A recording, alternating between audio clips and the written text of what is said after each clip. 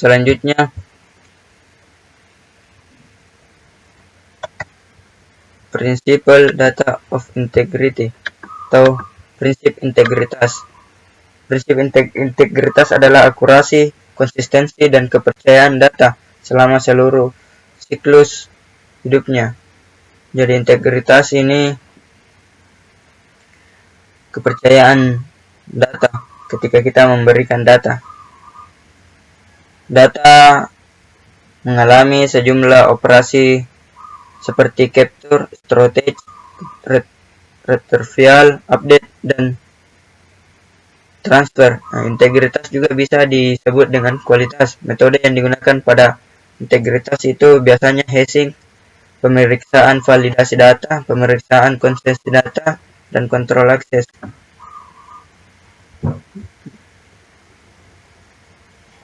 Mengapa harus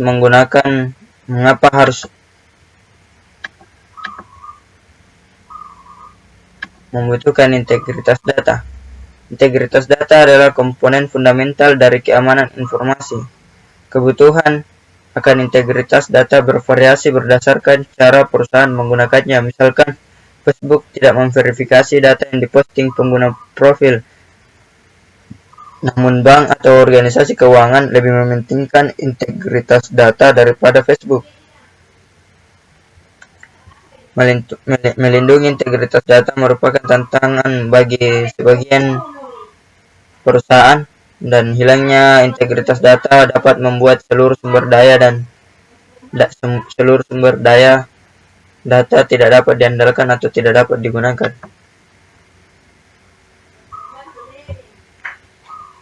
Pemeriksaan integritas. Pemeriksaan integritas adalah cara untuk mengukur konsistensi atau kumpulan data, baik itu gambar maupun catatan dan seterusnya.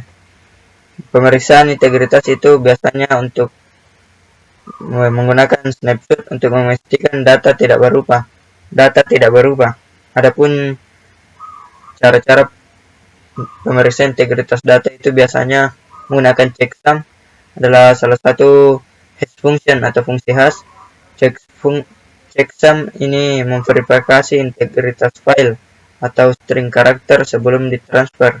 Nah, ada juga hash function, ada kontrol versi, dan pencadangan yang akurat membantu menjaga integritas data jika data menjadi rusak. Jadi ketika kita mengeceknya itu, kita juga bisa menggunakan pencadangan yang untuk membantu agar data menjadi tidak rusak ketika kita menjaga integritas data. Otoritas menentukan siapa yang bisa memiliki akses ke sumber daya, dan otoritas ini mengatur siapa saja yang bisa masuk ke dalam data tersebut. Nah, biasanya mengubah fungsi itu adalah administrator yang mengatur izin tersebut. Selanjutnya ada the principle of availability atau prinsip ketersediaan. Ketersediaan data adalah prinsip yang digunakan untuk menggambarkan kebutuhan untuk menjaga ketersediaan sistem informasi dan layanan setiap saat. Serangan cyber atau kegagalan sistem pada server atau web itu bisa mencegah pengguna mengakses sistem dan layanan informasi tersebut. Metode yang biasa digunakan untuk memastikan ketersediaan ini ialah redundasi sistem, pencadangan sistem, peningkatan ketahanan sistem, dan lain-lain. Selanjutnya ada 59. Orang-orang menggunakan berbagai sistem informasi dalam kehidupan sehari-hari. Sistem ketersediaan memastikan tingginya tingkat kinerja untuk periode yang lebih tinggi dari biasanya. Sistem ketersediaan tinggi biasanya mencakup 3 prinsip desain. Yang pertama, hilangkan satu titik kegagalan. Yang kedua, menyediakan crossover yang andal. Yang ketiga, deteksi kegagalan saat terjadi. Tujuannya adalah untuk terus beroperasi dalam kondisi ekstrim seperti saat serangan. Selanjutnya ada ensuring of availability, memastikan ketersediaan. Organisasi dapat memastikan ketersediaan dengan menerapkan hal berikut: pemeliharaan peralatan, pembaruan OS dan sistem, pengujian cadangan, perencanaan bencana, implementasi teknologi baru, pemantauan aktivitas yang tidak biasa, pengujian ketersediaan. Nah, selanjutnya tipe data strateg atau tipe penyimpanan data. Nah, data disimpan itu ketika pada waktu istirahat. Perangkat penyimpanan dapat bersifat lokal ataupun terpusat atau pada jaringan. Adapun opsi-opsi atau kategori-kategori atau jenis-jenis penyimpanan data itu ada DAS atau Direct Attached Storage, adalah penyimpanan yang terhubung langsung ke komputer. Biasanya itu contohnya ada hard drive, USB, flash disk. Nah, selanjutnya ada redundant array of independent disk atau RAID, menggunakan beberapa hard drive dalam sebuah array. Nah, selanjutnya ada perangkat penyimpanan terpasang jaringan atau NAS. Itu adalah perangkat penyimpanan yang terhubung ke jaringan yang memungkinkan penyimpanan dan pengambilan data dari lokasi terpusat. Selanjutnya ada SAN atau arsitektur jaringan area penyimpanan, adalah sistem penyimpanan berbasis jaringan. Sistem SAN terhubung ke jaringan menggunakan antarmuka atau interface berkecepatan tinggi. Nah, selanjutnya ada penyimpanan cloud, adalah opsi penyimpanan jarak jauh yang menggunakan ruang pada penyedia pusat data. Yang biasanya itu contohnya ada Google Drive, iCloud, dan Dropbox, adalah contoh penyimpanan cloud. Selanjutnya ada cara menguji penyimpanan data.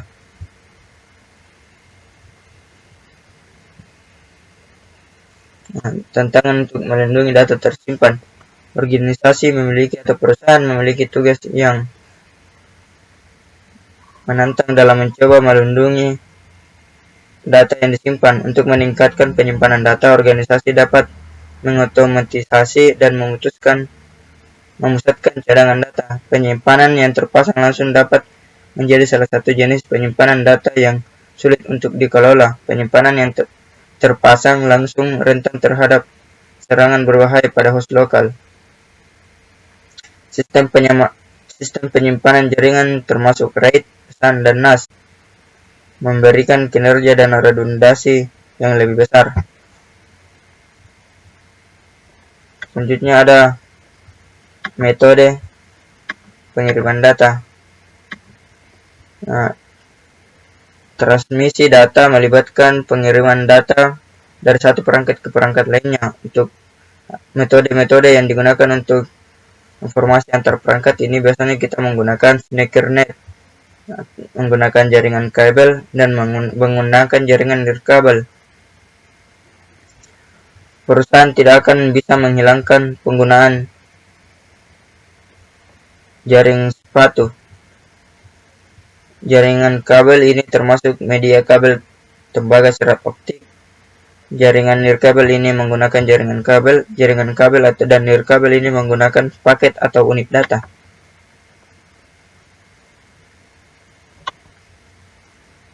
Menguji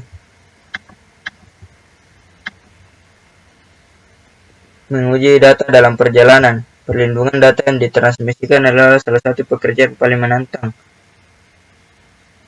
Dengan seorang cyber security profesional harus menghadapi beberapa tantangan dalam melindungi data. Yang pertama itu melindungi kerahasiaan data, melindungi integritas data, dan melindungi ketersediaan data.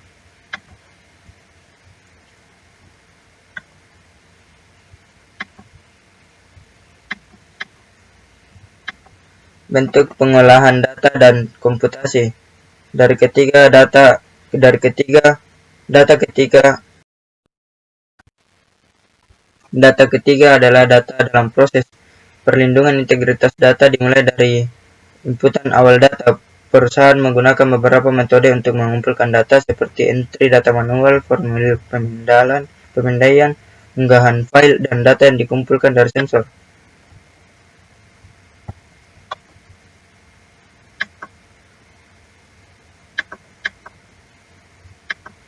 Tantangan melindungi data dalam proses. Melindungi dari modifikasi data yang tidak valid selama pemrosesan dapat berdampak buruk. Kesalahan perangkat lunak adalah alasan banyak kecelakaan dan bencana. Misalnya, melindungi data selama pemrosesan membutuhkan sistem yang dirancang dengan baik. Seorang cybersecurity profesional merancang kebijakan dan prosedur yang memerlukan pengujian, pemeliharaan, dan pembaruan sistem agar sistem tetap beroperasi dengan jumlah kesalahan paling sedikit.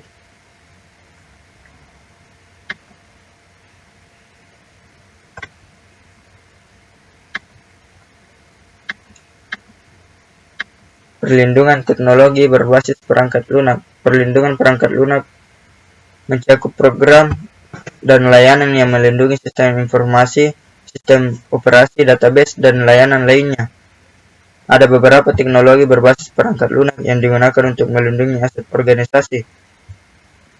Ada firewall, perangkat lunak untuk mengakses atau mengontrol sistem dalam jarak jauh. Ada pemindaian jaringan dan port, penganalisis protokol, pemindaian kerentanan, sistem deteksi berbasis host atau IDS, memeriksa aktivitas hanya pada sistem host.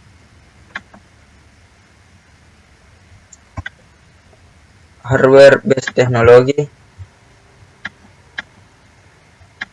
Perlindungan teknologi berbasis perangkat keras. Ada beberapa teknologi berbasis perangkat keras yang digunakan untuk melindungi aset organisasi.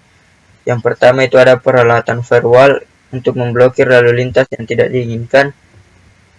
Dedicated Intrusion Detection System atau IDS mendeteksi tanda-tanda serangan atau lalu lintas yang tidak biasa di jaringan.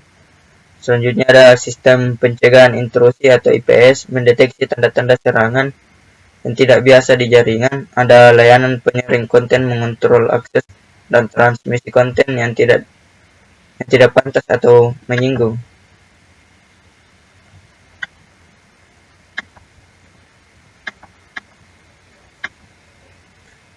Perlindungan teknologi berbasis jaringan itu ada VPN, Virtual Private Network, adalah jaringan virtual aman.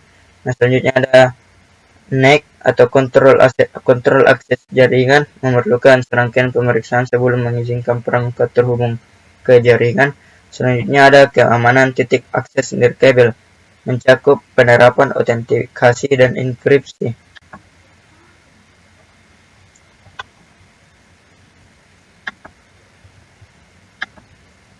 Cloud-based teknologi atau perlindungan teknologi berbasis cloud. Nah, adapun layanan tersebut ialah ada SaaS, Software as a Service, ada Infrastruktur as a Service, ada Platform as a Service atau PaaS.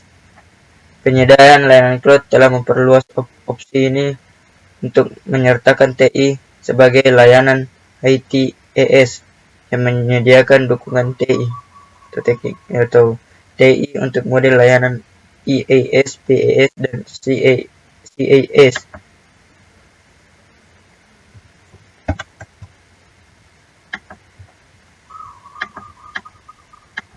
Menerapkan pendidikan dan pelatihan keamanan cyber.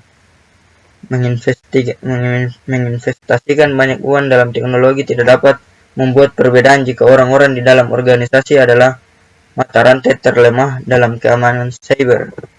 Ada beberapa cara untuk melaksanakan program pelatihan tersebut, ialah bisa jadikan pelatihan kesadaran keamanan sebagai bagian dari proses orientasi karyawan. Ikat kesadaran keamanan dengan persyaratan pekerjaan atau evaluasi kinerja. Lakukan sesi pelatihan langsung. Selesaikan kursus online.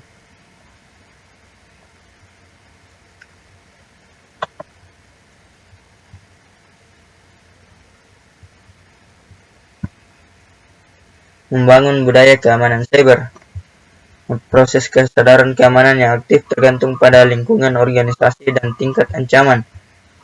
Anggota perusahaan harus mengetahui kebijakan dan keamanan yang dimiliki oleh perusahaan tersebut. Selanjutnya ada kebijakan. Kebijakan keamanan adalah tujuan keamanan untuk perusahaan yang mencakup aturan berlaku untuk pengguna dan administrator dalam pengguna persyaratan sistem. Kebijakan keamanan yang komprehensif menyelesaikan beberapa tugas ini menunjukkan komitmen organisasi terhadap keamanan, menetapkan aturan yang perlu diharapkan, memastikan konsistensi dalam operasi sistem, akuisisi dan penggunaan perangkat lunak dan perangkat keras dan pemeliharaan. Kebijakan keamanan biasanya mencakup kebijakan identifikasi dan autentikasi, kebijakan kata sandi, kebijakan penggunaan yang dapat diterima, kebijakan akses jarak jauh, kebijakan pemeliharaan jaringan, dan kebijakan penanganan insiden.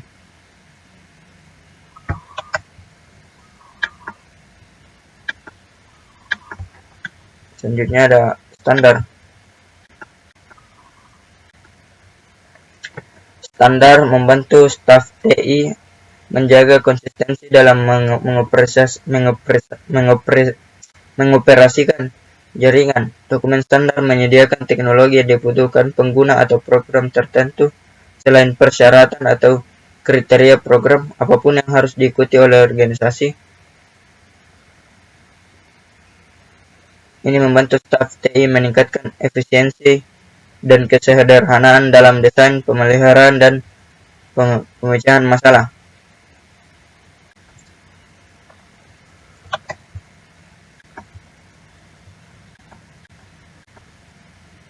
Pedoman. Pedoman adalah daftar saran tentang cara melakukan sesuatu dengan lebih efisien dan aman. Beberapa pedoman yang membantu merupakan praktik terbaik perusahaan.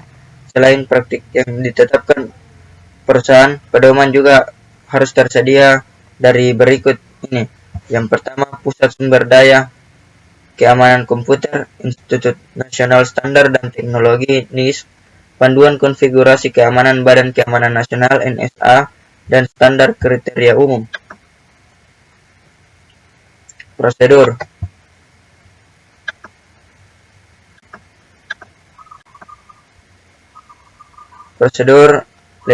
Dokumen prosedur lebih panjang dan lebih rinci daripada standar dan pedoman. Dokumen prosedur mencakup detail implementasi yang biasanya berisi petunjuk langkah demi langkah dan grafik.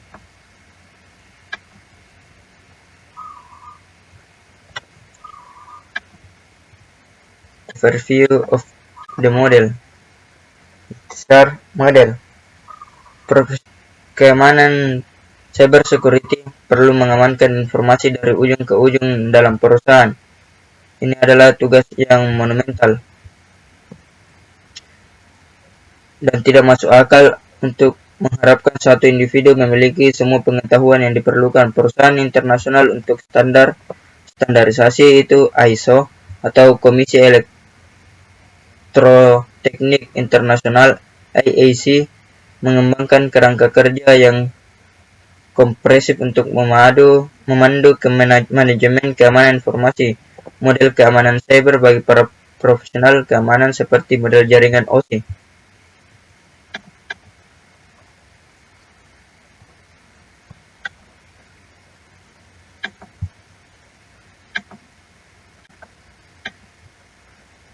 Domain keamanan cyber. ISO atau IAC 27000 adalah standar keamanan yang diterbitkan pada tahun 2005 dan direvisi pada tahun 2013. ISO menerbitkan standar ISO 27000 meskipun standar tersebut tidak wajib, sebagian besar negara menggunakannya. Struktur model keamanan ISO berbeda dari model OSI karena menggunakan domain daripada lapisan untuk menggambarkan kategori keamanan. Kontrol objek. Tujuan kontrol. 12 domain terdiri dari tujuan kontrol yang didefinisikan dalam 27.001 bagian standar. Tujuan kontrol menentukan persyaratan tinggi untuk menerapkan ISM yang kompresif. Untuk mengontrol akses ke jaringan dengan menggunakan mekanisme autentikasi yang sesuai untuk pengguna dan peralatan. Ini merupakan contoh tujuan pengendalian. Kontrol ISO atau EAC 27002 mendefinisikan kontrol sistem manajemen keamanan informasi. Berdasarkan tujuan kontrol untuk mengontrol akses jaringan dapat menggunakan mekanisme autentifikasi yang sesuai dengan penggunaan dan peralatan. Kontrolnya adalah gunakan kata sandi yang kuat, kata sandi yang terdiri dari setidaknya 8 karakter, menggunakan simbol, dan harus menggunakan huruf besar dan kecil. Seorang cyber security profesional mengenali hal-hal berikut. Kontrol tidak wajib, kontrol harus menjaga netralisir vendor, dan kontrol seperti pedoman.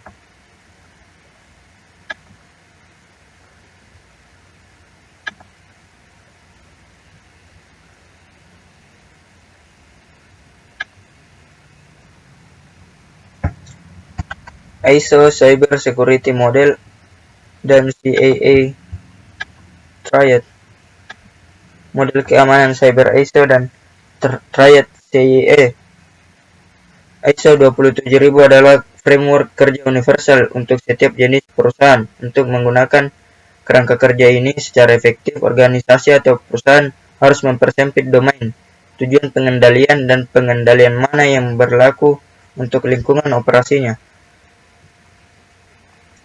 Tujuan pengendalian ISO 27001 berfungsi sebagai daftar periksa. Perusahaan yang berbeda menempatkan prioritas yang lebih besar pada kerahasiaan, integritas, dan ketersediaan tergantung pada jenis industrinya.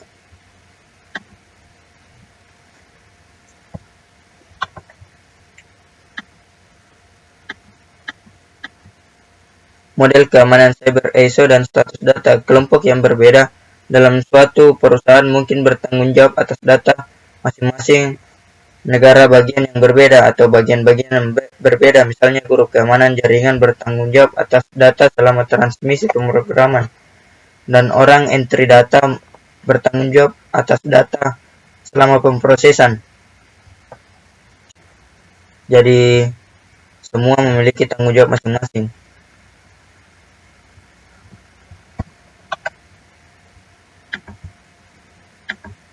Keamanan ISO dan modelnya.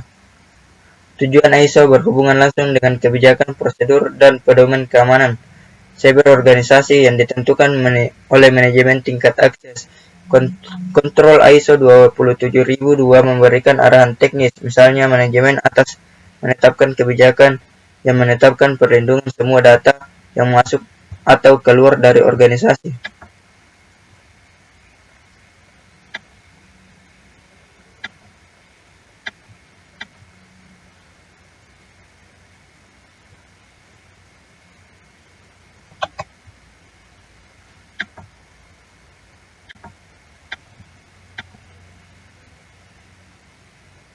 Bab ini membahas 3 dimensi keamanan cyber. Tanggung jawab utama seorang profesional keamanan cyber adalah untuk melindungi sistem dan data organisasi. Bab ini menjelaskan bagaimana masing-masing 3 dimensi berkontribusi. Bab ini juga membahas model keamanan cyber ISO, dan model tersebut merupakan framework atau kerangka kerja internasional untuk standarisasi pengolahan sistem informasi. Nah, selanjutnya chapter 3 atau bagian 3. Ancaman, kerentanan, dan serangan keamanan cyber. Ancaman, kerentanan, dan serangan adalah fokus utama keamanan cyber. Ancaman adalah kemungkinan bahwa peristiwa berbahaya seperti serangan terjadi. Kerentanan adalah kelemahan yang membuat target rentan terhadap serangan. Serangan adalah eksploitasi yang disengaja atas kelemahan yang ditemukan dalam sistem informasi komputer. Bab ini akan membahas serangan keamanan cyber yang paling umum. Apa itu malware? Malware atau biasa disebut perangkat lunak berbahaya atau adalah istilah yang digunakan untuk menggambarkan perangkat lunak yang dirancang untuk mengganggu operasi komputer atau mendapatkan akses sistem komputer tanpa pengetahuan atau izin pengguna. Malware telah menjadi istilah umum yang digunakan untuk semua perangkat lunak yang bermusuhan atau mengganggu. Istilah malware biasa mencakup virus komputer, worm, Trojan horse, dan lain-lain. Virus, worm, dan Trojan horse.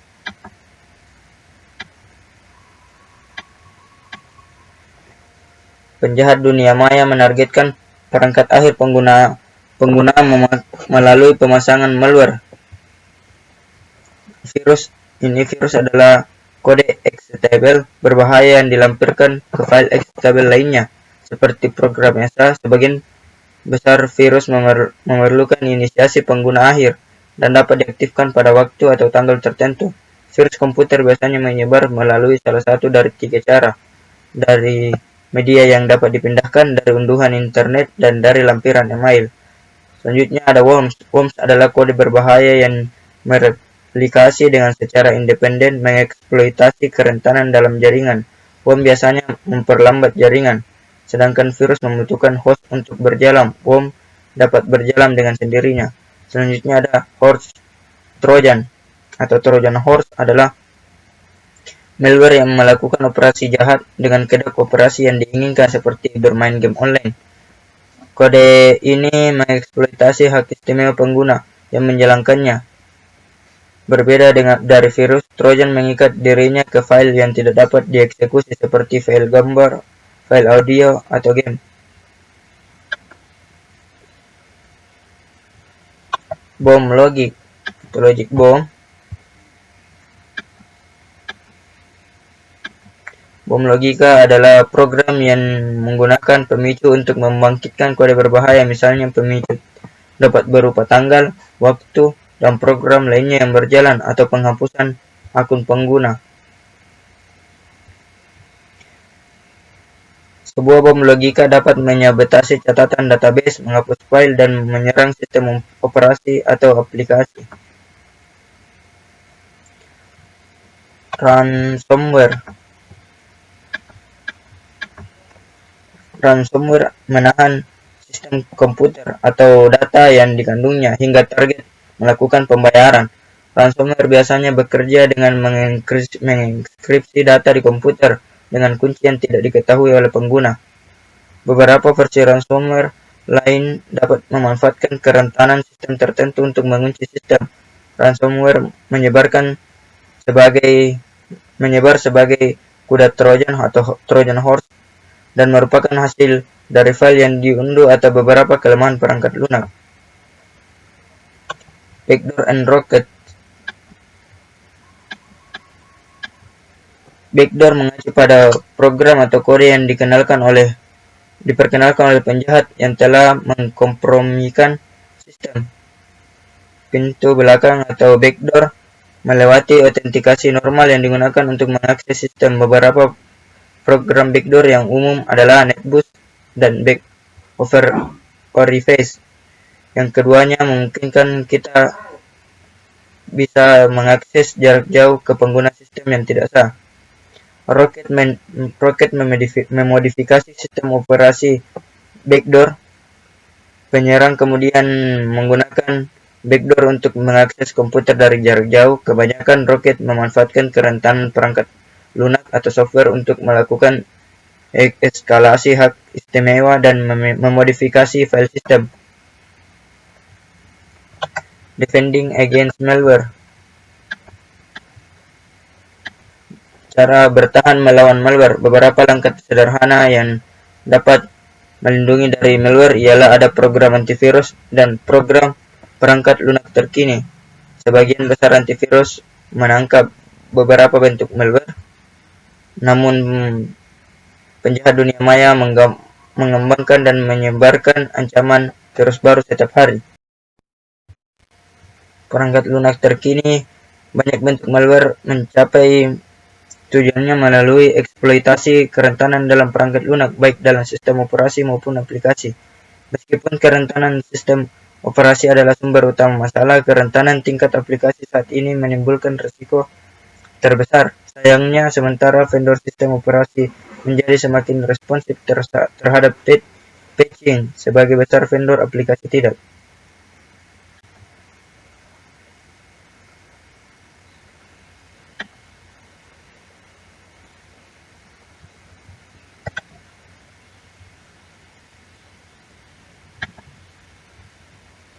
Spam.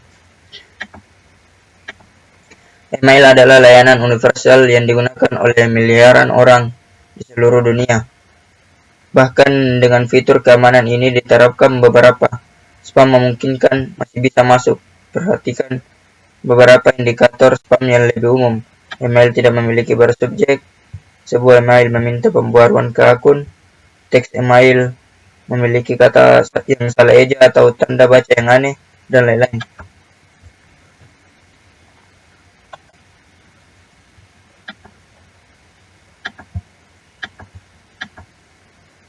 Spyware, adware, dan scareware. Spyware adalah perangkat lunak yang memungkinkan penjahat untuk mendapatkan informasi tentang aktivitas komputer pengguna. Adware biasanya menampilkan pop-up yang mengganggu untuk menghasilkan pendapatan bagi pembuatnya. Scareware membujuk pengguna untuk mengambil tindakan tertentu berdasarkan rasa takut. Scareware memalsukan jendela pop-up yang menyerupai jendela dialog sistem operasi. Jendela-jendela ini menyampaikan pesan palsu.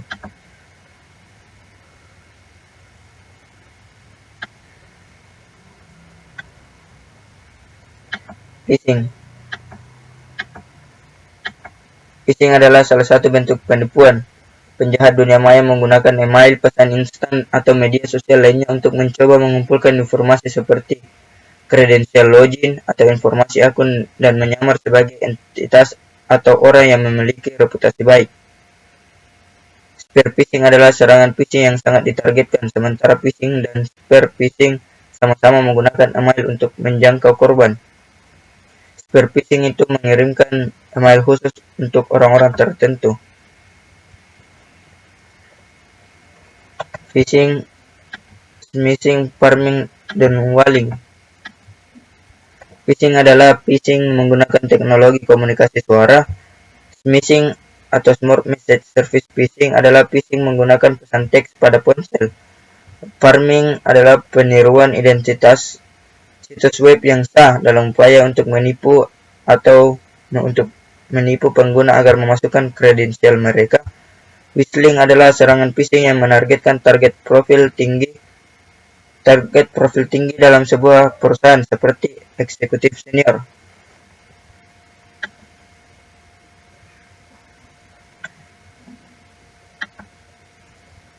Browser plugins and poisoning. Pelanggaran keamanan dapat memengaruhi browser web dengan menampilkan iklan pop-up. Seseorang dapat meretas file eksekusi browser, komponen browser, atau pluginnya. Plugin Flash adalah subwave dari Adobe, memungkinkan pengembangan animasi grafis dan kartun yang menarik yang sangat meningkatkan tampilan dan nuansa halaman web. Keracunan SEO. Mesin pencari seperti Google bekerja dengan memberi perangkat halaman dan menyajikan hasil-hasil yang relevan berdasarkan permintaan pencarian pengguna. Bergantung pada relevansi konten situs web, konten itu mungkin muncul lebih tinggi atau lebih rendah dalam hasil pencarian. Pembajak peramban adalah malware yang mengubah pengaturan peramban komputer untuk mengarahkan pengguna ke situs web yang berbayar oleh pelanggan penjahat cyber. Pembajak peramban biasanya menginstal tanpa izin pengguna dan biasanya merupakan bagian dari unduhan drive-by. Download drive-by adalah program yang secara otomatis mendownload ke komputer ketika pengguna mengunjungi situs web atau melihat pesan email HTML.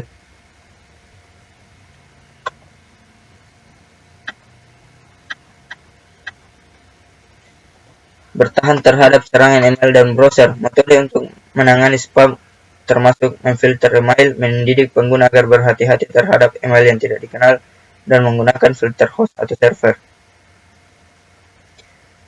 Organisasi juga harus membuat karyawan sadar akan berbahaya membuka lampiran email. Sulit untuk menghentikan spam, tetapi ada cara untuk mengurangi efeknya. Anti-Phishing Working Group adalah asosiasi industri yang berfokus pada penghapusan pencurian identitas dan penipuan yang diakibatkan oleh phishing dan email spoofing. Menjaga semua perangkat lunak diperbarui, memastikan bahwa sistem memiliki semua patch keamanan terbaru yang diterapkan untuk menghilangkan kerentanan yang tidak diketahui. Social Engineering. Rekayasa sosial adalah cara yang sepenuhnya non-teknis bagi penjahat untuk mengumpulkan informasi tentang target. Rekayasa sosial adalah serangan yang mencoba memanipulasi individu untuk melakukan tindakan atau membocorkan informasi rahasia. Ini adalah beberapa jenis rekayasa sosial. Ada pretexting, ini adalah penyerang memanggil seseorang dan berbohong kepada mereka dalam upaya mendapatkan akses ke data istimewa. Sesuatu untuk sesuatu, quid pro quo. Ini adalah saat penyerang meminta informasi pribadi dari suatu pihak dengan imbalan sesuatu seperti hadiah. Social engineering taktik rekayasa sosial. Insinyur sosial mengandalkan beberapa taktik. Taktik rekayasa sosial itu meliputi otoritas. Orang lebih cenderung untuk mematuhi ketika diinstruksikan oleh otoritas, intimidasi, penjahat menggertak korban untuk mengambil tindakan, konsensus atau bakti sosial, kelangkaan, urgensi, kegerapan atau suka, kepercayaan. Selanjutnya,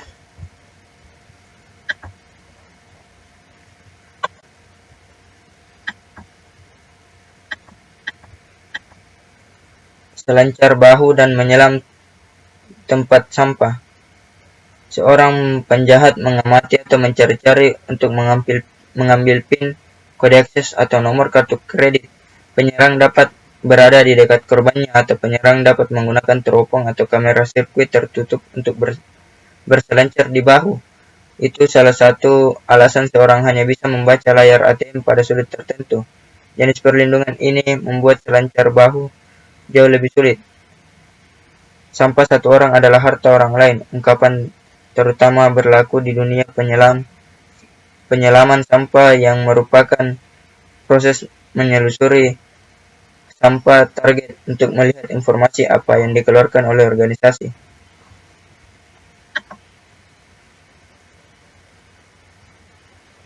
Impersonation and hoax.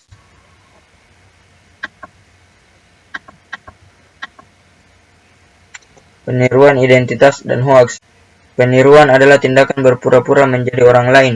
Hoax adalah tindakan yang dimaksudkan untuk menipu atau menipu. Tipuan dunia maya dapat menyebabkan gangguan yang sama, banyaknya dengan pelanggaran yang sebenarnya akan terjadi. Piggybacking and tailgating. Membonceng dan tailgating. Membonceng terjadi ketika pelaku kriminal bersama dengan orang yang berwenang untuk masuk ke lokasi yang aman atau area terlarang. Penjahat menggunakan beberapa metode untuk membonceng. Mereka terlihat seperti dikawal oleh seorang yang berwenang. Mereka bergabung dengan kerumunan besar yang berpura-pura menjadi anggota. Mereka menargetkan korban yang ceroboh tentang aturan fasilitas. Tailgating adalah istilah lain yang menggambarkan praktik yang sama.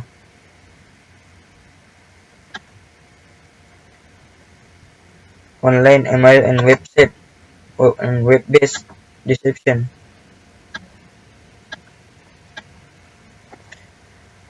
Penipuan online email dan berbasis web, meneruskan email, tipuan dan lelucon lainnya. Film lucu dan email yang tidak terkait dengan pekerjaan di tempat kerja dapat melanggar kebijakan penggunaan yang dapat diterima perusahaan dan mengakibatkan tindakan defending against deception. Membela terhadap penipuan. Perusahaan perlu mempromosikan kesadaran akan taktik rekayasa sosial. Dengan tindakan seperti ini, jangan pernah memberikan informasi atau kredensial rahasia melalui email, obrolan tatap muka, ataupun ditelepon pada pihak yang tidak dikenal. Tahan keinginan untuk mengklik email, awasi unduhan yang belum tahu atau otomatis, menetapkan kebijakan dan mendidik karyawan tentang kebijakan tersebut. Dalam hal keamanan, berikan karyawan rasa memiliki, jangan jatuh ke tekanan dari individu yang tidak dikenal.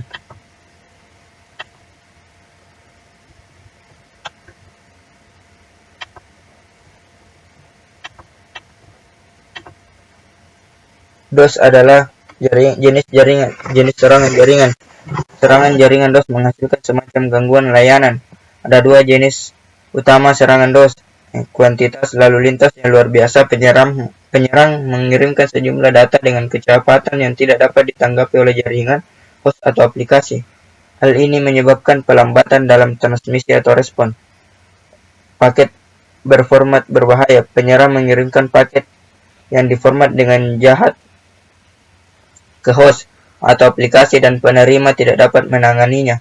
Misalnya aplikasi tidak dapat mengidentifikasi paket yang berisi kesalahan atau paket yang tidak diformat dengan benar yang diteruskan oleh penyerang. Tujuan serangan ini adalah penolakan layanan. Serangan DOS mirip dengan serangan DOS. Serangan DDoS mirip dengan serangan DOS, tetapi berasal dari banyak sumber yang terkoordinasi. Sebagai contoh, serangan DDoS dapat berlangsung sebagai berikut. Seorang penyerang membangun jaringan yang host yang terinfeksi yang disebut botnet, terdiri dari zombie. Zombie adalah host yang terinfeksi. Penyerang menggunakan sistem handler untuk mengendalikan zombie tersebut. Sniffing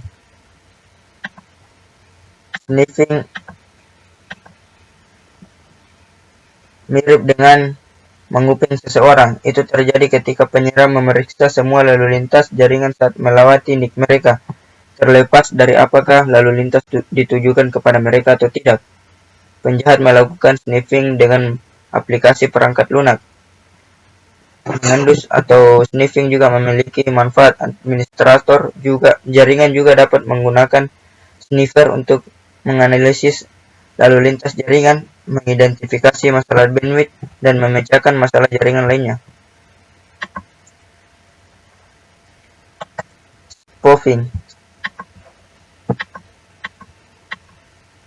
Spoofing adalah serangan peniruan identitas. Karena hubungan terpercaya ada, sistem yang ditargetkan dalam melakukan tugas yang diminta tanpa autentikasi. Ada beberapa jenis serangan spoofing. Yang pertama itu spoofing alamat MAC. Terjadi ketika satu komputer menerima paket data berdasarkan alamat MAC komputer lain. IP spoofing mengirimkan paket IP dari alamat sumber palsu. Address Resolution Protocol atau ARP, protokol yang menyelesaikan alamat IP ke alamat MAC untuk transmisi data. Domain name server DNS mengaitkan nama domain dengan alamat IP. Spoofing server DNS memodifikasi server DNS untuk merutekan ulang nama domain. Man in the middle. Seorang penjahat melakukan serangan man in the middle atau MITM dengan mencegat komunikasi antar komputer untuk mencuri informasi yang melintasi jaringan. Man in the mobile atau MITMO adalah variasi dari man in middle. MITMO mengambil kendali atas perangkat seluler. Perangkat seluler yang terinfeksi mengirimkan informasi sensitif pengguna kepada penyerangan. Contoh Zeus, contoh eksploitasi dengan kemampuan MITMO. Zero Day Attack. Serangan Zero Day kadang-kadang disebut ancaman Zero Day, adalah serangan komputer yang mencoba mengeksploitasi kerentanan perangkat lunak yang tidak diketahui atau dirahasiakan oleh vendor perangkat lunak. Istilah Zero Hour menggambarkan momen ketika seseorang menemukan eksploitasi. Bertahan dari serangan bergerak cepat ini membutuhkan seorang cyber security profesional untuk mengadopsi pandangan yang lebih canggih dari arsitektur jaringan. Keyboard logging.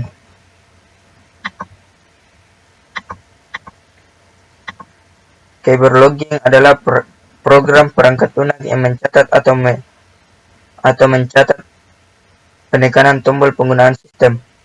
Penjahat dapat menerapkan keystroke logger melalui perangkat lunak yang diinstal pada sistem komputer. Pencatat keyboard dapat menjadi perangkat lunak komersial yang sah. Meskipun perangkat lunak keyloging legal, penjahat menggunakan perangkat lunak untuk tujuan ilegal.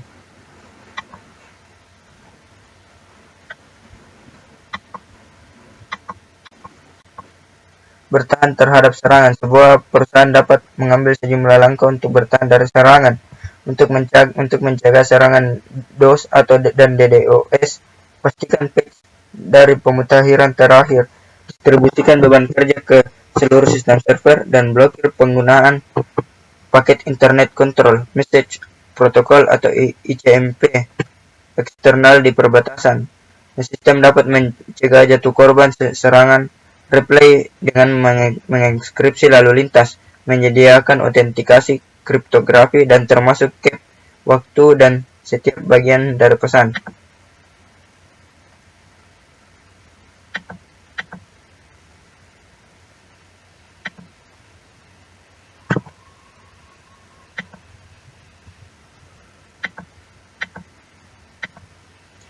Malware dan smishing. Malware menjadi area masalah dalam keamanan seluler. Dengan popularitas smartphone, malware mencakup aplikasi yang berperilaku mengganggu atau tidak diinginkan. Smishing adalah kependekan dari smash phishing. Ini menggunakan layanan pesan singkat untuk mengirim pesan teks palsu. Rogue access point adalah titik akses nirkabel yang dipasang di jaringan aman tanpa otoritas eksplisit. Jalur akses yang nakal dapat diatur dengan dua cara. Yang pertama adalah ketika seorang karyawan yang bermaksud baik mencoba membantu dengan membuatnya lebih mudah untuk menghubungkan ke perangkat seluler. Cara kedua adalah ketika penjahat memperoleh akses fisik ke organisasi dengan menyelinap masuk dan memasang titik akses jahat. Karena keduanya tidak sah, keduanya menimbulkan risiko bagi organisasi. RF jamming. Gangguan RF, sinyal nirkabel rentan terhadap intervensi elektromagnetik EMI, intervensi frekuensi radio RFI, dan bahkan mungkin rentan terhadap sambaran petir atau kebisingan dari lampu neon. Frekuensi, modalisasi, dan daya jammer RF harus sama dengan perangkat yang ingin diganggu penjahat agar berhasil macet sinyal nirkabel. Bluejacking dan bluesnarfing. Bluetooth adalah protokol jarak pendek dan berdaya rendah. Bluetooth mentransmisikan data dalam jaringan area pribadi atau PAN dan dapat mencakup perangkat seperti ponsel, laptop, dan printer. Kerentanan Bluetooth telah muncul, tetapi karena jangkauan Bluetooth yang terbatas, korban dari penyerang harus berada dalam jangkauan satu sama lain. Bluejacking adalah istilah untuk mengirim pesan yang tidak sah ke perangkat Bluetooth lain. Bluesnarfing adalah terjadi ketika penyerang menyalip informasi korban dari perangkatnya. WIP dan WPA attack. WIP adalah protokol keamanan yang berusaha menyediakan jaringan area lokal, nirkabel atau WLAN dengan tingkat keamanan yang sama dengan LAN. WIP adalah menggunakan kunci untuk enkripsi. WIP juga memiliki beberapa masalah dengan instalasi vektor IV yang merupakan salah satu komponen dari sistem kriptografi. Ini adalah bidang 24 bit yang terlalu kecil. Ini adalah teks yang jelas yang berarti dapat dibaca. Ini statis sehingga aliran kunci yang identik akan berulang pada jaringan yang sibuk. WPA dan kemudian WPA2 keluar sebagai protokol yang tidak diinginkan untuk menggantikan WIP. WPA2 tidak memiliki masalah enkripsi yang sama karena penyerang tidak dapat memulihkan kunci dengan mengamati lalu lintas.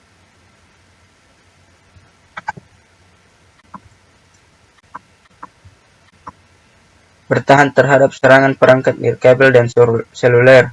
Ada beberapa langkah yang harus diambil untuk mempertahankan diri dari serangan perangkat nirkabel dan seluler. Batasi penempatan titik akses dengan jaringan dengan menampakkan perangkat ini di luar firewall atau di dalam zona demilitarisasi. Alat WLAN seperti NetSumler dapat menemukan titik akses jahat atau stasiun kerja yang tidak sah.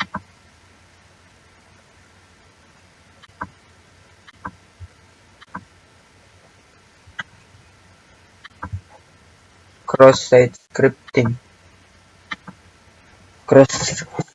Cross-site scripting adalah kerentanan yang ditemukan di aplikasi web. XSS memungkinkan penjahat untuk menyuntikkan skrip ke halaman web yang dilihat oleh pengguna. Skrip ini berisikan kode-kode berbahaya.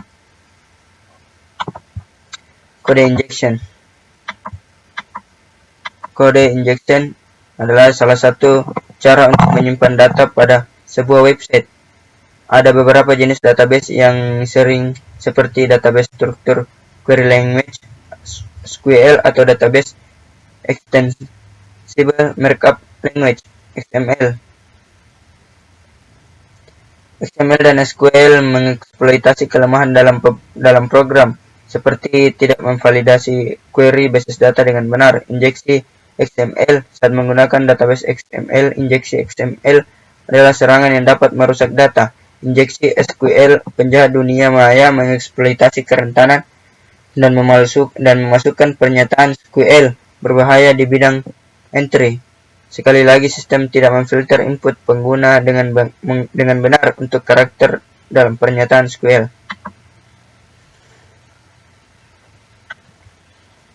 Buffer overflow. Buffer overflow terjadi ketika data melampaui batas buffer. Buffer adalah area memori yang dialokasikan untuk suatu aplikasi.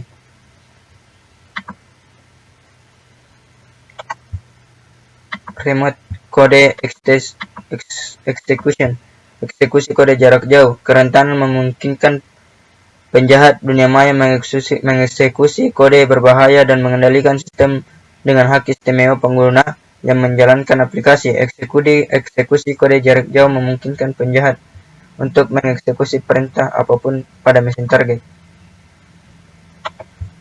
ActiveX, Control, dan Java. Saat menjelajahi web, beberapa halaman memungkinkan tidak berfungsi dengan baik, kecuali pengguna menginstal Control ActiveX. Control ActiveX menyediakan kemampuan plugin untuk Internet Explorer. Control ActiveX adalah bagian dari perangkat lunak yang diinstal untuk memberikan kemampuan yang diperluas. Java beroperasi melalui juru bahasa. Java Virtual Machine (JVM) mengaktifkan fungsionalitas program Java atau mengisolasi kode yang tidak terpercaya dari sistem operasi lainnya. Defending against application. Garis pertahanan pertama terhadap serangan aplikasi adalah menulis kode yang solid, terlepas dari bahasa yang digunakan atau sumber input yang dari luar. Praktik pemrograman yang bijaksana adalah memperlakukan semua input dari luar fungsi sebagai hal yang tidak bersahabat.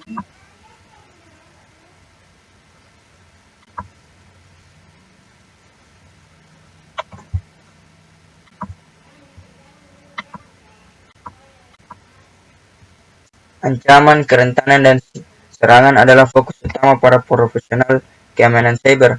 Bab ini membahas berbagai serangan keamanan komputer dan yang diluncurkan oleh penjahat dan juga cara mengatasinya.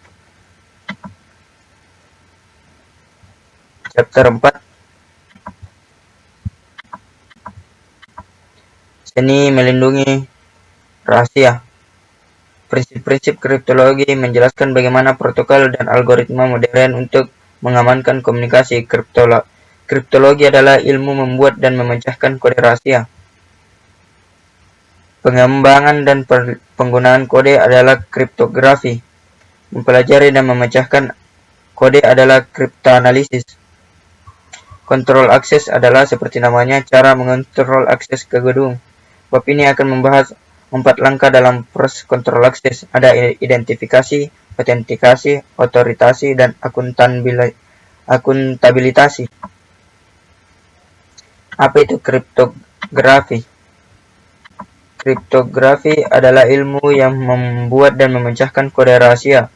Kriptografi adalah cara menyimpan dan mengirimkan data sehingga hanya penerima yang dituju yang dapat membaca atau memprosesnya. Kerahasiaan data memastikan privasi sehingga hanya penerima yang dituju yang dapat menerima pesan tersebut, membaca pesan tersebut.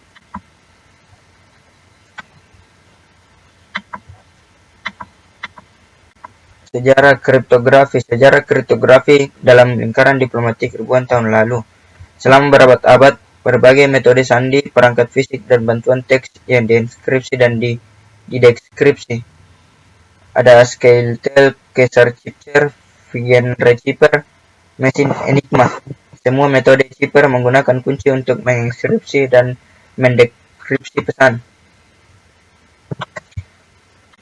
Membuat ciphertext. Setiap metode inskripsi menggunakan algoritma tertentu. Ada beberapa metode untuk membuat ciphertext, itu transposisi, huruf disusun ulang, substitusi, huruf diganti, on-template, plain text, yang digabungkan dengan kunci rahasia menciptakan karakter baru yang kemudian digabungkan dengan plain text untuk menghasilkan ciphertext.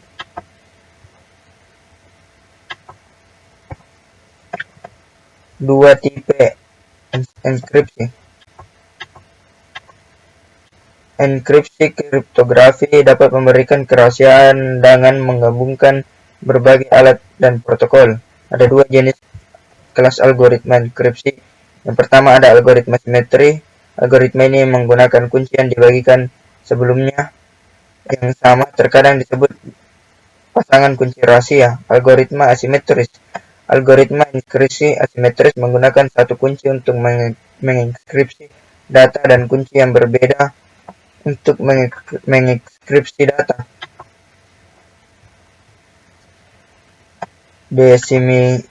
Decimical encryption process. Algoritma simetris menggunakan kunci yang dibagikan sebelumnya yang sama untuk mengenkripsi dan mendeskripsi data. Sebuah metode yang dikenal juga sebagai enkripsi kunci pribadi. Enkripsi kunci pribadi menggunakan algoritma simetris. Tipe kriptografi. Jenis kriptografi yang paling umum adalah block cipher dan stream cipher. Block cipher mengubah blok plain text dengan panjang tetap menjadi blok ciphertext, umumnya 64 atau 128 bit. Cipher aliran tidak seperti block cipher. Stream cipher mengenkripsi plain text 1 byte atau 1 bit pada satu waktu yang sama. A5 adalah stream cipher yang menyediakan privasi suara dan mengenkripsi komunikasi ponsel. Dimungkinkan juga untuk menggunakan DES dalam metode stream cipher. Symmetric enkripsi. Algoritma. Banyak sekali enkripsi yang menggunakan enkripsi simetris. Enkripsi simetris meliputi 3 DES, triple DES, Digital Encryption Standard.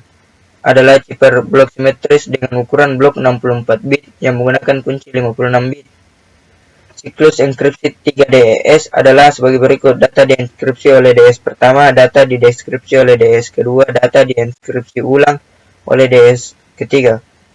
Proses sebaliknya mendeskripsikan ciphertext. Ada IDE, algoritma enkripsi data internasional. Ada AES, Advanced Encryption Standard. AES, sandi blok lainnya termasuk Skipjack, dikembangkan oleh NSA, Bluefish, dan Twofish.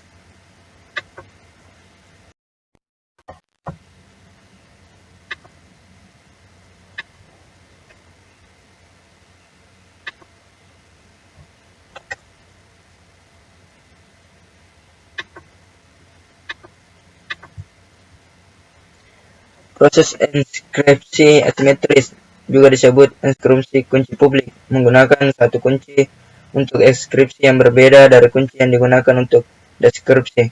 Seorang penjahat tidak dapat menghitung kunci deskripsi berdasarkan pengetahuan tentang kunci inskripsi dan sebaliknya dalam jumlah waktu yang wajar.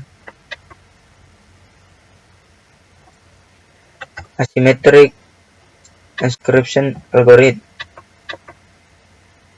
Algoritma asimetris menggunakan rumus yang dapat dicari siapa saja. Sepasang kunci yang tidak sah yang tidak terkait inilah yang membuat algoritma ini aman. Algoritma asimetris meliputi RSA, Rivest, Samir, Edelman, Diffie-Hellman, Elgamal, elliptic curve cryptography.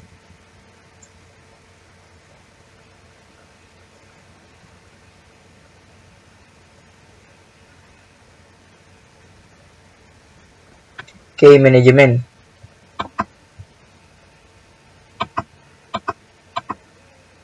Manajemen kunci mencakup pembuatan, pertukaran, penyimpanan, penggunaan, dan penggantian kunci yang digunakan dalam algoritma enkripsi. Dua istilah yang digunakan untuk mendeskripsi kunci adalah panjang kunci, disebut juga ukuran kunci dalam bit. Cache space adalah jumlah kemungkinan yang dapat dihasilkan oleh panjang kunci tertentu. Comparing encryption types. Membandingkan jenis inskripsi. Menjaga kerahasiaan adalah penting untuk data diam maupun data bergerak. Dalam kedua kasus tersebut, inskripsi simetris lebih disukai karena kecepatan dan kesederhanaan algoritmanya. Application atau aplikasi. Ada banyak aplikasi untuk algoritma simetri dan asimetri. Token penghasil kata sandi satu kali adalah perangkat keras yang menggunakan kriptografi untuk menghasilkan kata sandi satu kali. Empat protokol yang menggunakan algoritma kunci asimetri. Ada Internet Key Exchange, ada Secure Socket Layer, ada Secure Shell, ada Pretty Good Privacy. VPN adalah jaringan pribadi yang menggunakan jaringan publik, biasanya internet. Untuk membuat saluran komunikasi yang aman, VPN menggunakan dua titik akhir seperti dua kantor jarak jauh melalui internet untuk membentuk koneksi.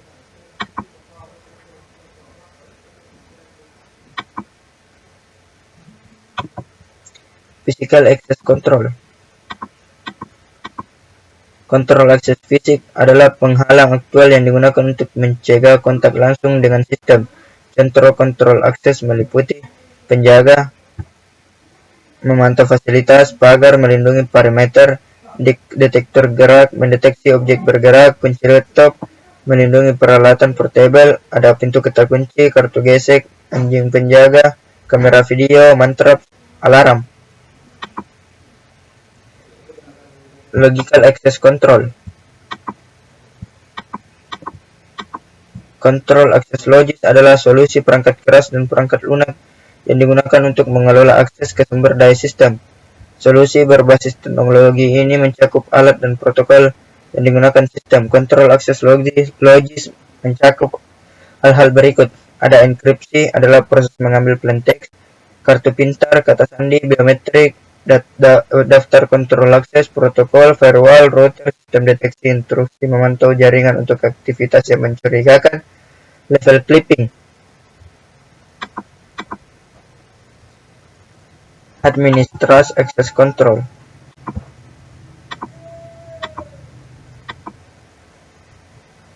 Kontrol akses administratif. Kontrol akses administratif adalah kebijakan dan prosedur yang ditetapkan oleh perusahaan untuk menerapkan dan menegakkan semua aspek pengendalian akses yang tidak sah. Kontrol administrator mencakup kebijakan. Kebijakan adalah pernyataan niat, prosedur, praktik perekrutan, pemeriksaan latar, klasifikasi data, pelatihan keamanan, dan ulasan mengevaluasi kinerja pekerjaan karyawan. Mandatory Access Control.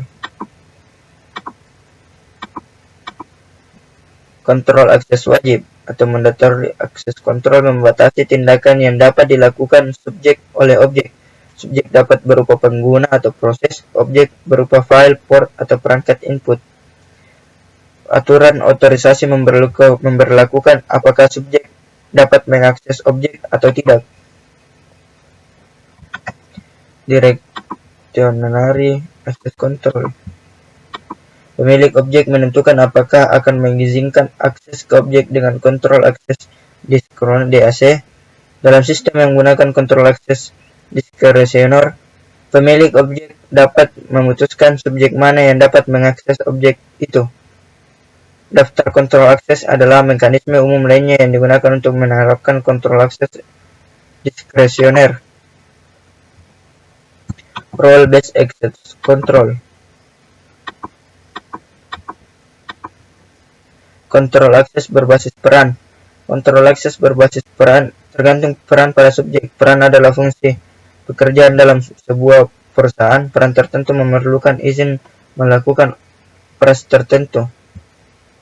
RBAC dapat bekerja dalam kombinasi dengan DAC atau MAC dengan menerapkan kebijakan salah satunya.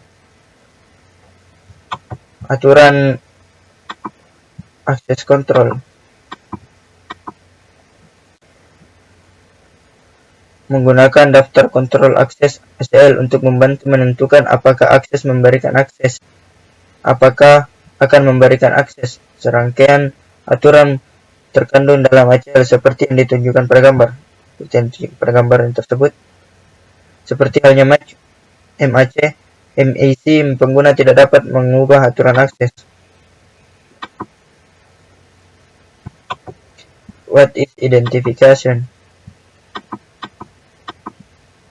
Identifikasi memberlakukan aturan yang diterapkan oleh kebijakan otoritas. Subjek meminta akses ke sumber dan sistem. Setiap kali subjek meminta akses ke sumber daya, kontrol akses menentukan apakah akan memberikan akses atau tidak. Identification control. Kebijakan keamanan cyber menentukan kontrol identifikasi mana yang harus digunakan. Sensitivitas sistem informasi dan informasi menentukan seberapa ketat pengendaliannya. Apa yang Anda tahu? Kata sandi, frasa sandi atau PIN adalah contoh dari sesuatu yang diketahui oleh pengguna. Kata sandi adalah proses yang paling populer digunakan untuk autentikasi. Apa yang Anda punya? Kartu pintar dan fob kunci adalah keamanan. Adalah contoh dari sesuatu yang dimiliki oleh pengguna. Keamanan kartu cerdas. Kartu pintar adalah kartu plastik seukuran kartu kredit dengan chip kecil yang tertanam di dalamnya. Ada security key fob. Security key fob adalah perangkat yang cukup kecil untuk dipasang ke gantungan kunci.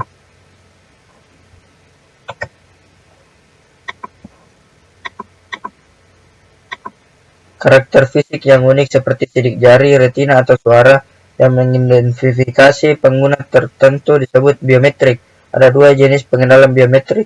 Ada karakteristik fisiologis, ini termasuk sidik jari. Ada karakteristik perilaku, termasuk pola perilaku seperti gerak tubuh, suara, ritme, atau cara pengguna berjalan. Multifaktor autentifikasi. Autentifikasi multifaktor menggunakan setidaknya dua metode verifikasi. Fob kunci keamanan adalah contoh yang bagus. Kedua faktor tersebut adalah sesuatu yang Anda ketahui seperti kata sandi dan sesuatu yang Anda miliki seperti fob kunci keamanan. What is authorization? Apa itu otorisasi? Otorisasi mengontrol apa yang dapat dan tidak dapat dilakukan oleh pengguna di jaringan setelah autentikasi berhasil. Otorisasi menggunakan satu set atribut yang menjelaskan akses pengguna ke jaringan. Otorisasi bersifat otomatis dan tidak dapat mengharuskan pengguna melakukan langkah tambahan setelah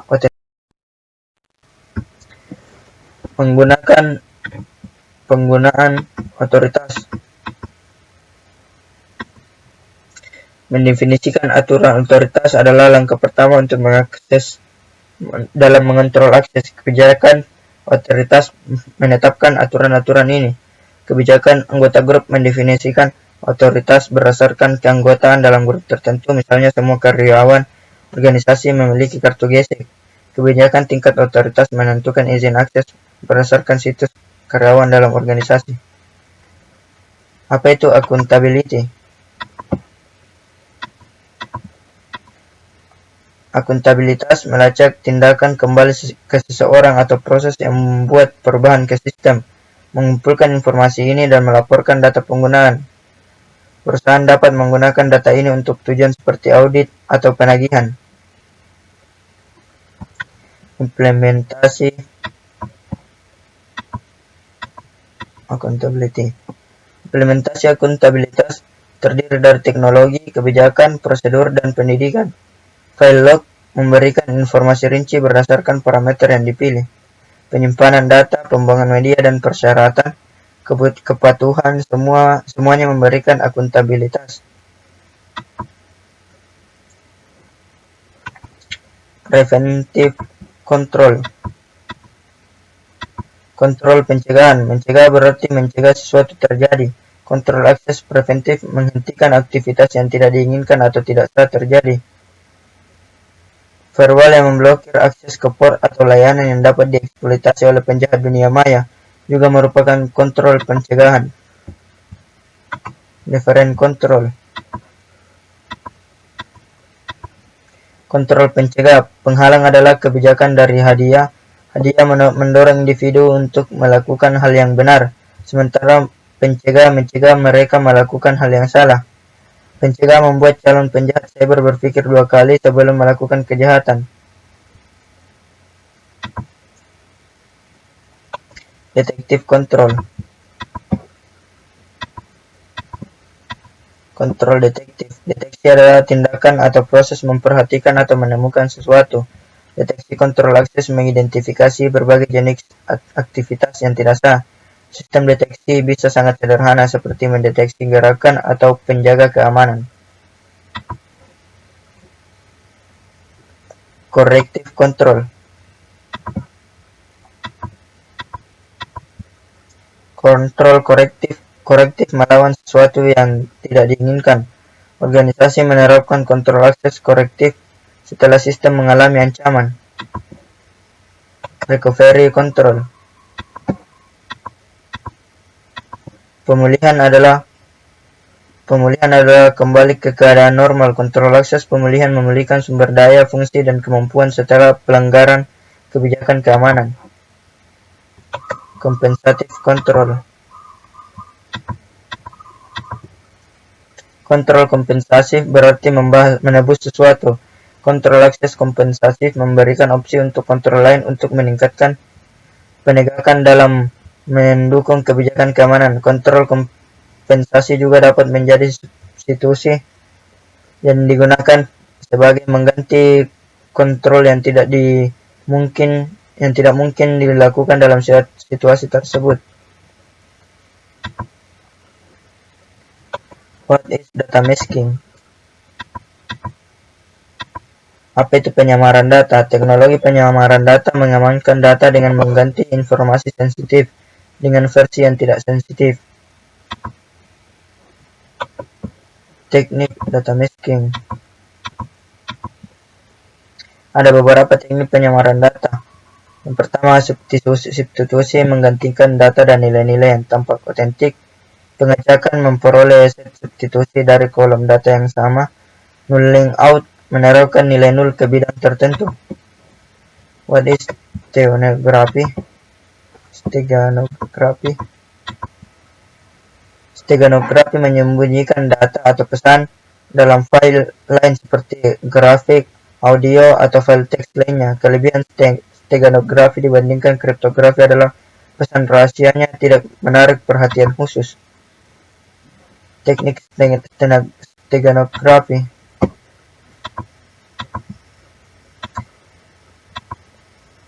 Pendekatan yang digunakan untuk menyamarkan data pada gambar sampul menggunakan Least Significant Bits (LSB). Metode ini menggunakan bit dari setiap piksel pada gambar. Rata-rata tidak lebih dari setengah bit dalam gambar perlu diubah untuk menyembunyikan pesan secara rahasia secara efektif.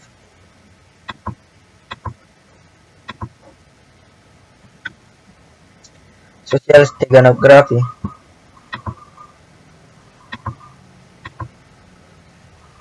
Steganografi sosial menyembunyikan informasi di depan mata dengan membuat pesan yang tidak dapat dibaca dengan cara tertentu oleh beberapa orang untuk mendapatkan pesan tersebut.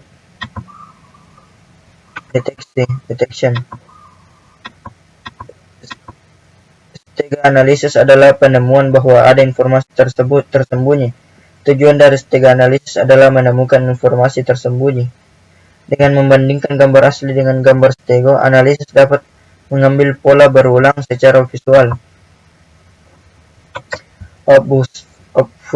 Obfuscation. Kebingungan. Pengamburan data adalah penggunaan dan praktik teknik penyamaran data dari steganografi dalam profesi cybersecurity dan intelijen cyber. Kebingungan adalah seni membuat pesan yang membingungkan, ambigu, atau lebih sulit dipahami.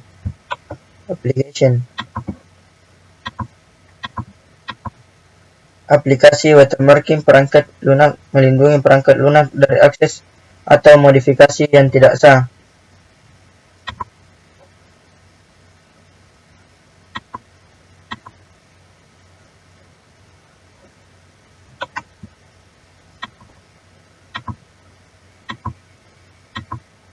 Bab ini membahas prinsip-prinsip kriptografi yang digunakan untuk mengamankan komunikasi. Bab ini menjelaskan bagaimana kontrol akses, mencegah akses tidak sah ke gedung, ruangan, sistem, atau file. Bab ini diakhiri dengan membahas cara pengguna menutupi data obfuscation, dan steganografi adalah dua teknik yang digunakan untuk menyelesaikan data masking. Baiklah, mungkin hanya itu yang bisa saya sampaikan. Kurang lebihnya mohon dimaafkan. Wabillahi taufiq wal hidayah. Wassalamualaikum warahmatullahi wabarakatuh.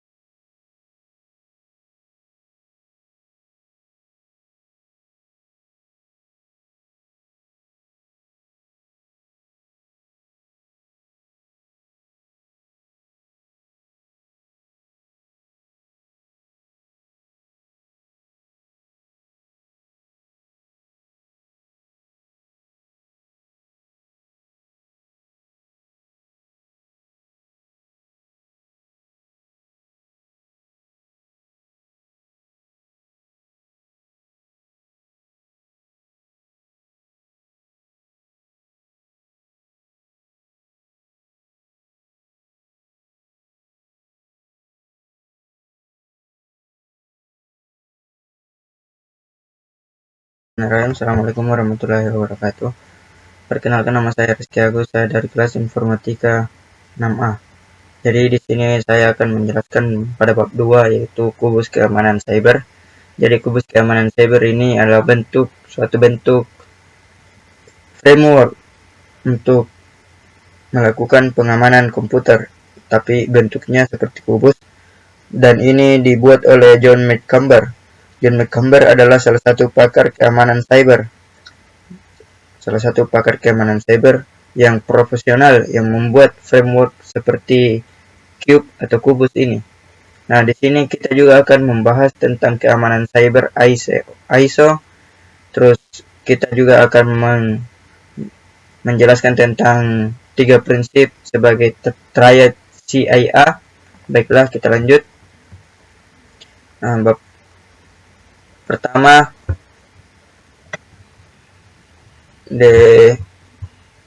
prinsip keamanan. Dimensi pertama pada kubus itu mengidentifikasi tujuan untuk melindungi dunia maya. Tujuan diidentifikasi dalam dimensi pertama adalah prinsip-prinsip dasar. Adapun prinsip-prinsip dasar pada dimensi pertama yaitu kerahasiaan, integritas, dan ketersediaan.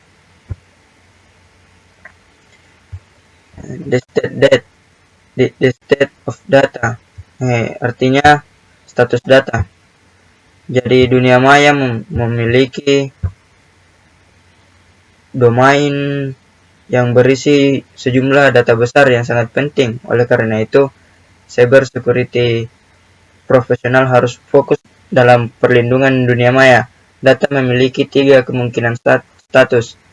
Ada data dalam perjalanan, data sedang istirahat atau dalam penyimpanan, dan data dalam proses.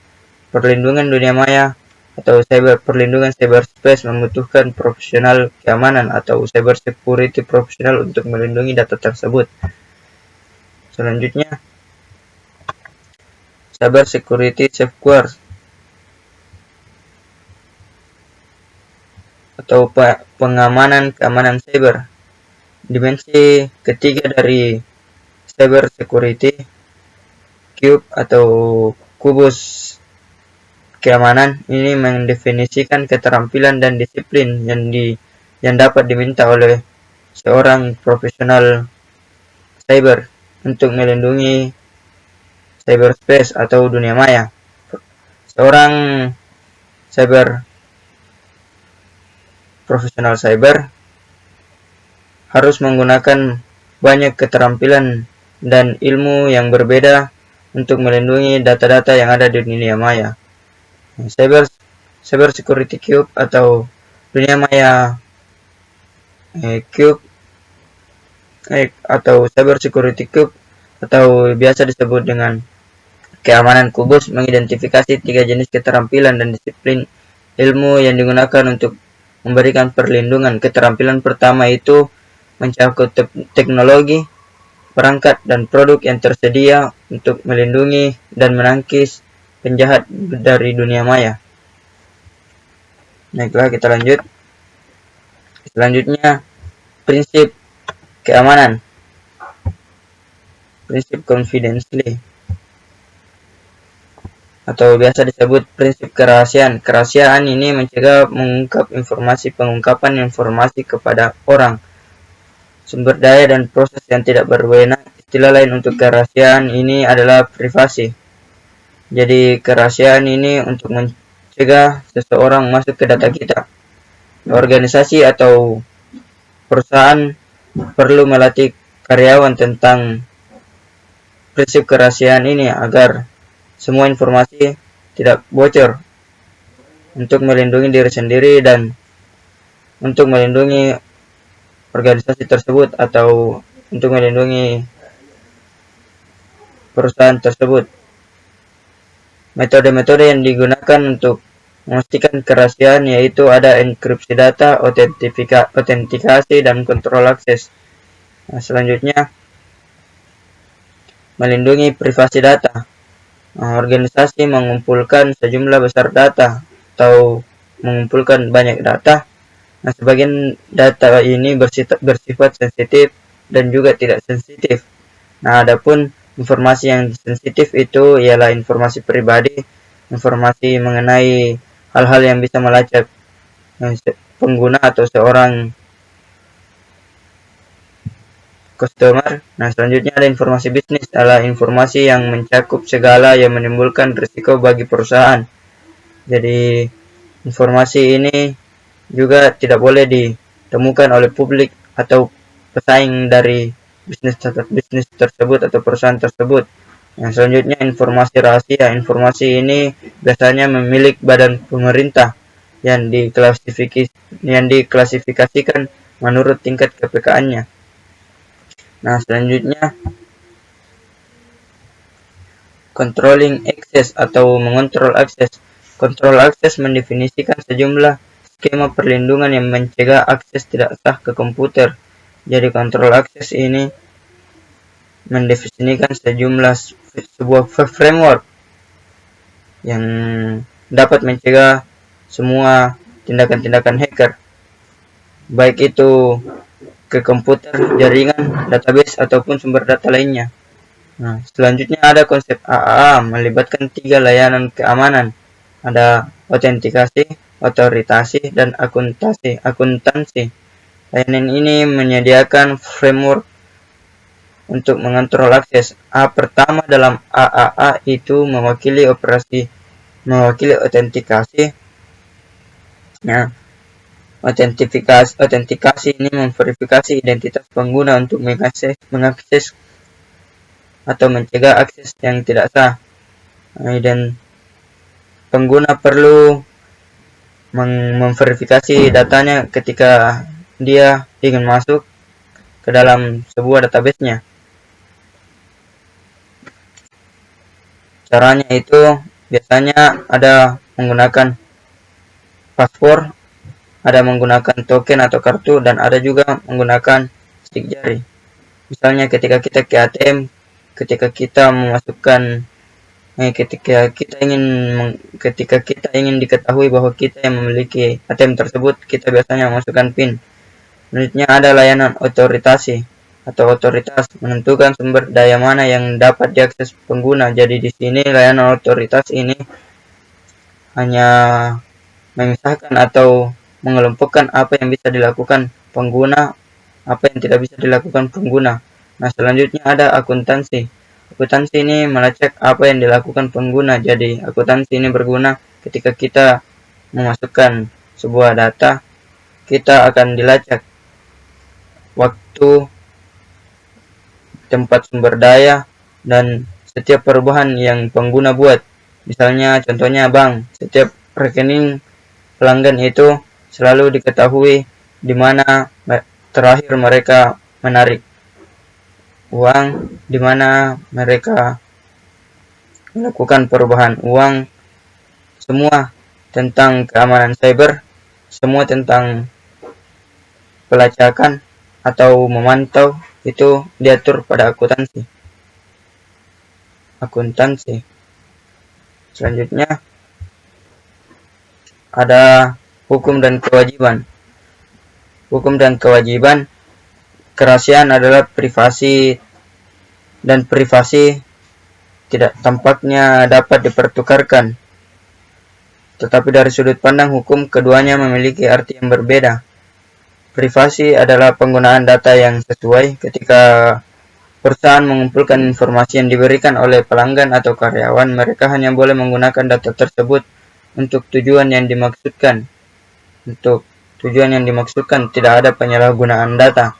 Selanjutnya, semua undang-undang yang tercantum pada gambar yang di samping ini mencakup ketentuan untuk menangani privasi yang dimulai dengan undang-undang.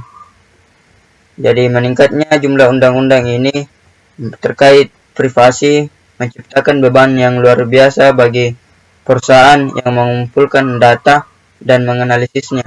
Kebijakan adalah cara terbaik bagi perusahaan untuk mematuhi semakin banyaknya undang-undang yang terkait dengan